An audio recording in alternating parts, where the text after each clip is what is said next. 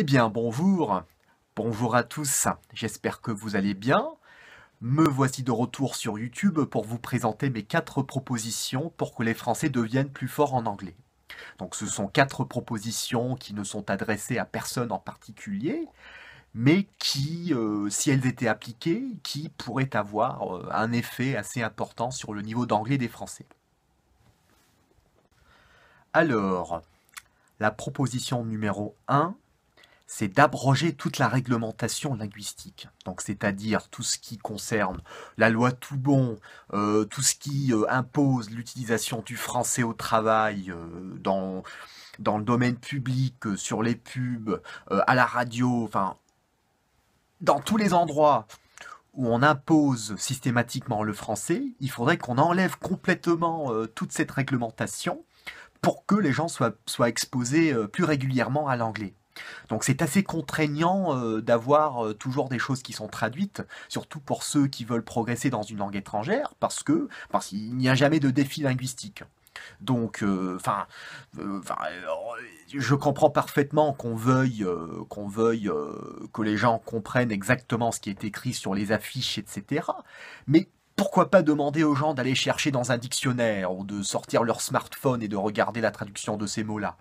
Donc, dans un premier temps, il faut absolument qu'on enlève toute la réglementation linguistique et qu'on donne aux gens la possibilité de se renseigner eux-mêmes sans avoir besoin de cet effet nounou en fait qui protège les Français contre toute exposition à l'anglais. Proposition numéro 2.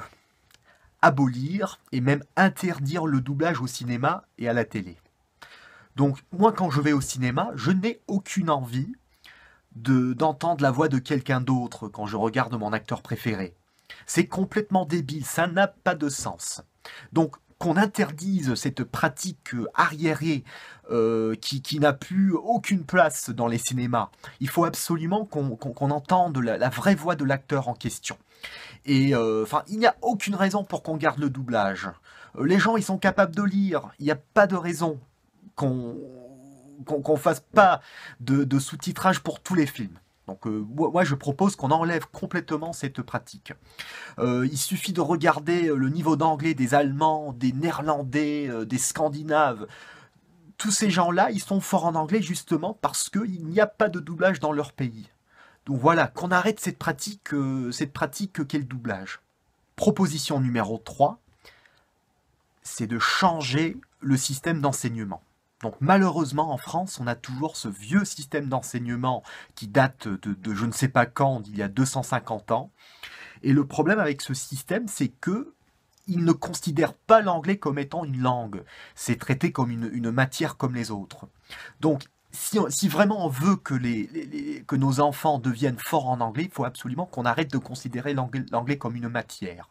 Il ne faut pas qu'on fasse de contrôle en classe à la française. Moi, j'ai vécu cette expérience avec pas mal d'élèves. Ils sont tellement obsédés par l'objectif d'obtenir de bonnes notes à leur contrôle en classe qu'ils ne pensent même pas à parler la langue. Enfin, ils ont une liste de vocabulaire et leurs professeurs veulent juste qu'ils recyclent en fait cette liste de vocabulaire en classe. Ils sont complètement bloqués. Donc, il faut absolument qu'on revoie de A à Z le système d'enseignement, surtout le système dont l'anglais est enseigné dans les collèges, dans les lycées, même dans les écoles primaires. Et pour ce faire, comment faut-il qu'on fasse? Mais alors, il faut d'abord qu'on ait dans chaque établissement scolaire, que ce soit une école primaire, un collège, un lycée, il faut absolument qu'il y ait un référent linguistique de langue maternelle anglaise qui veille sur tout ce qui se passe côté linguistique, côté langues étrangères. C'est-à-dire que les cours sont conçus de façon à ce que les enfants parlent le plus possible. Donc il faut qu'on arrête de faire des analyses de texte, qu'on arrête d'avoir ces thèmes à la con qui sont proposés tous les ans.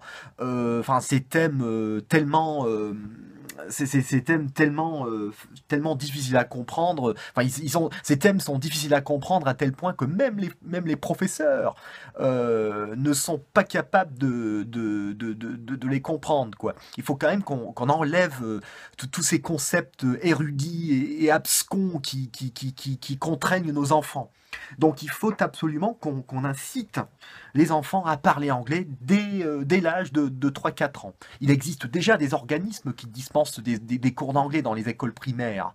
Et si on peut mettre en place ces bases dès l'âge de 3-4 ans, dès le CM1, CM2, et si on peut justement avoir un référent linguistique dans chaque établissement, ça ne peut faire que du bien. Je sais que côté logistique, c'est peut-être pas facile à mettre en place, mais dans un monde idéal, c'est comme ça qu'il faudrait qu'on procède. Alors, proposition numéro 4, c'est peut-être la plus radicale des propositions, c'est de rendre obligatoire le passage d'une année à l'étranger pour tous les adolescents. C'est-à-dire que dès l'âge de 13-14 ans, il faudrait qu'ils partent passer un an dans un pays anglophone avec une famille locale et, et